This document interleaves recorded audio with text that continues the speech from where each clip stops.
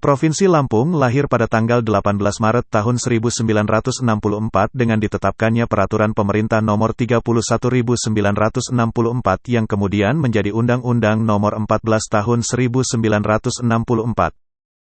Sebelum itu, Provinsi Lampung merupakan karesidenan yang tergabung dengan Provinsi Sumatera Selatan. Kendatipun Provinsi Lampung sebelum tanggal 18 Maret tahun 1964 tersebut secara administratif masih merupakan bagian dari Provinsi Sumatera Selatan, namun daerah ini jauh sebelum Indonesia merdeka memang telah menunjukkan potensi yang sangat besar serta corak warna kebudayaan tersendiri yang dapat menambah khasanah adat budaya di Nusantara yang tercinta ini. Oleh karena itu pada zaman VOC daerah Lampung tidak terlepas dari incaran penjajahan Belanda. Tatkala Banten di bawah pimpinan Sultan Agung Tirtayasa, tahun 1651 sampai tahun 1683. Banten berhasil menjadi pusat perdagangan yang dapat menyaingi VOC di perairan Jawa, Sumatera dan Maluku. Sultan Agung ini dalam upaya meluaskan wilayah kekuasaan Banten mendapat hambatan karena dihalang-halangi VOC yang bercokol di Batavia. Putra Sultan Agung Tirtayasa yang bernama Sultan Haji diserahi tugas untuk menggantikan kedudukan mahkota Kesultanan Banten.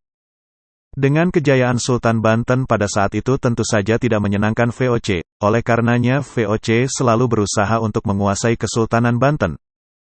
Usaha VOC ini berhasil dengan jalan membujuk Sultan Haji sehingga berselisih paham dengan ayahnya Sultan Agung Tirtayasa. Dalam perlawanan menghadapi ayahnya sendiri, Sultan Haji meminta bantuan VOC dan sebagai imbalannya Sultan Haji akan menyerahkan penguasaan atas daerah Lampung kepada VOC. Akhirnya pada tanggal 7 April tahun 1682 Sultan Agung Tirtayasa disingkirkan dan Sultan Haji dinobatkan menjadi Sultan Banten. Dari perundingan-perundingan antara VOC dengan Sultan Haji menghasilkan sebuah piagam dari Sultan Haji tertanggal tanggal 27 Agustus tahun 1682 yang isinya antara lain menyebutkan bahwa sejak saat itu pengawasan perdagangan rempah-rempah atas daerah Lampung diserahkan oleh Sultan Banten kepada VOC yang sekaligus memperoleh monopoli perdagangan di daerah Lampung. Pada tanggal 29 Agustus tahun 1682 iring-iringan armada VOC dan Banten membuang sau di Tanjung Tiram. Armada ini dipimpin oleh Van der Schuur dengan membawa surat mandat dari Sultan Haji dan ia mewakili Sultan Banten. Ekspedisi Van der Schuur yang pertama ini ternyata tidak berhasil dan ia tidak mendapatkan lada yak dicari-carinya. Agaknya perdagangan langsung antara VOC dengan Lampung yang dirintisnya mengalami kegagalan, karena ternyata tidak semua penguasa di Lampung langsung tunduk begitu saja kepada kekuasaan Sultan Haji yang bersekutu dengan Kompeni. Tetapi banyak yang masih mengakui Sultan Agung Tirtayasa sebagai Sultan Banten dan menganggap Kompeni tetap sebagai musuh.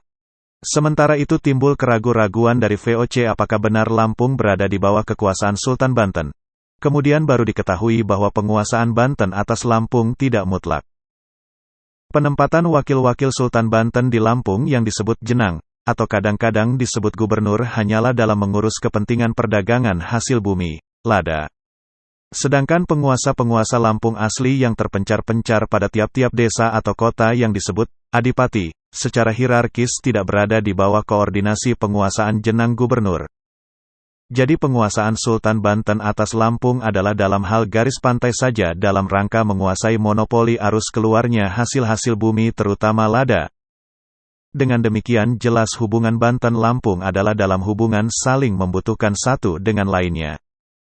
Selanjutnya pada masa Rafle berkuasa pada tahun 1811 ia menduduki daerah Semangka dan tidak mau melepaskan daerah Lampung kepada Belanda karena Rafle beranggapan bahwa Lampung bukanlah jajahan Belanda.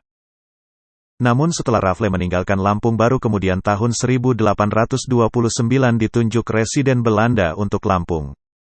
Dalam pada itu sejak tahun 1817 posisi Raden Inten semakin kuat, dan oleh karena itu Belanda merasa khawatir dan mengirimkan ekspedisi kecil dipimpin oleh asisten residen Kruseman yang menghasilkan persetujuan bahwa 1.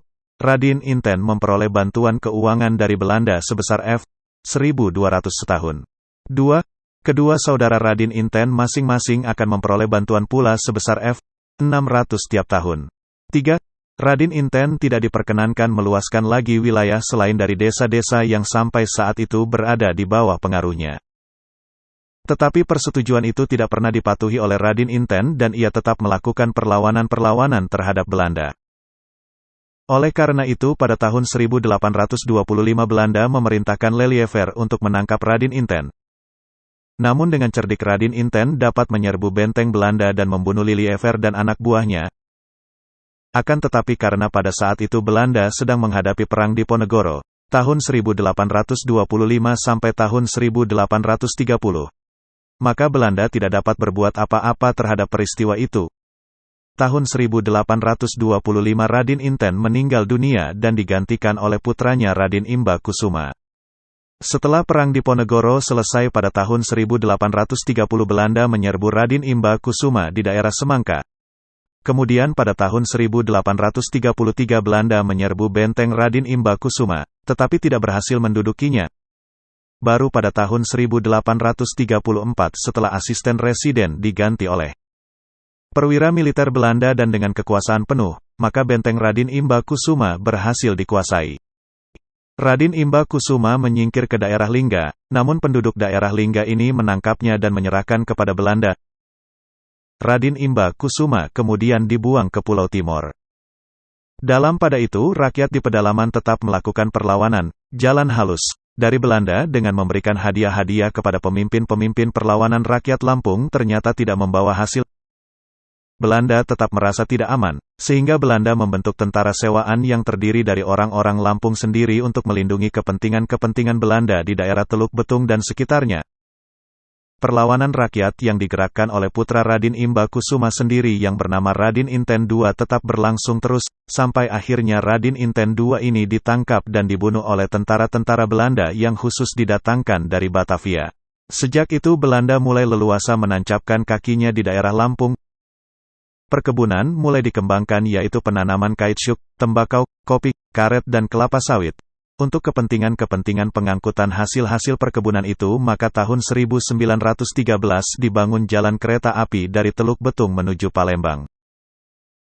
Hingga menjelang Indonesia merdeka tanggal 17 Agustus tahun 1945 dan periode perjuangan fisik setelah itu, putra Lampung tidak ketinggalan ikut terlibat dan merasakan betapa pahitnya perjuangan melawan penindasan penjajah yang silih berganti.